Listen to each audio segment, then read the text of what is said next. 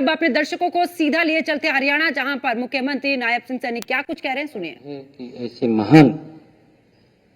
व्यक्तित्व सरदार वल्लभ भाई पटेल, जिनका पूरा जीवन इस देश के लिए रहा, देश के लोगों को समस्याएं न रहें उसके लिए रहा,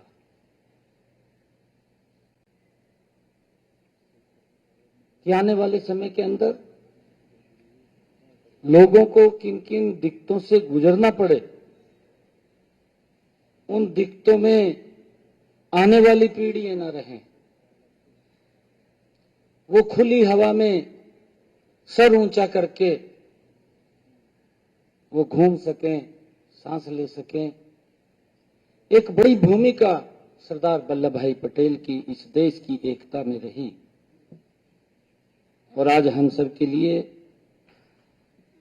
ये गौरव और गर्व का दिन है कि ऐसे महान व्यक्तित्व को आज हम याद कर रहे हैं, उनकी 150वीं जन्म जयंती के अवसर के ऊपर। बताया भी है उनके बारे में, उन्होंने क्या क्या काम किए हैं। सरदार वल्लभ भाई पटेल उच्च कोटि के प्रशासनिक व्यक्ति भी थे, और सरदार वल्लभ भाई पटेल एक उच्च कोटि के राजनेता भी थे। हम जब उनके जीवन की तरफ देखते हैं कि जो फैसला वो करते थे, उस फैसले को अंतिम परिणाम तक पहुंचाने का मादा अगर किसी में था तो वो सरदार वल्लभ भाई पटेल के अंदर था,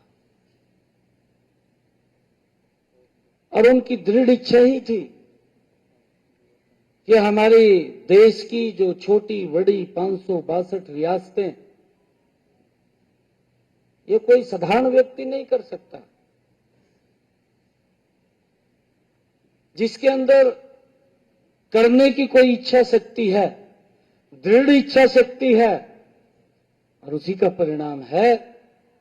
कि सरदार वल्लभ भाई पटेल ने 562 रियासतों को एकजुट करके अखंड भारत का निर्माण वो सरदार वल्लभ भाई पटेल ने किया। उन समस्याओं का समाधान किया, अलग अलग पॉकेट्स में अलग अलग शासन तंत्र चलता था, और ज्यादातर लोग उस शासन तंत्र के कारण, क्योंकि अलग अलग झगड़े भी रहते थे, कोई आकर के दूसरे को दबा लेता था, उसको प्रशासन करता था, और फिर अंग्रेजों ने भी आकर के कितना बड़ा अत्याचार किया, धीरे धीरे करके पूरे भारत को अपने कब्जे में लेने का और देश के लोगों का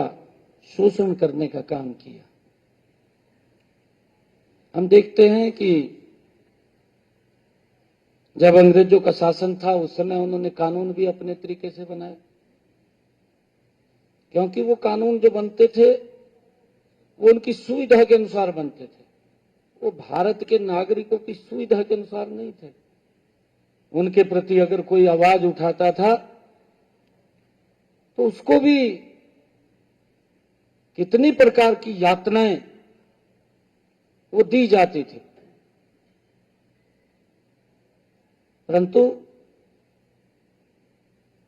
अब हमने देखा है कि उस अंग्रेजों के कानून को भी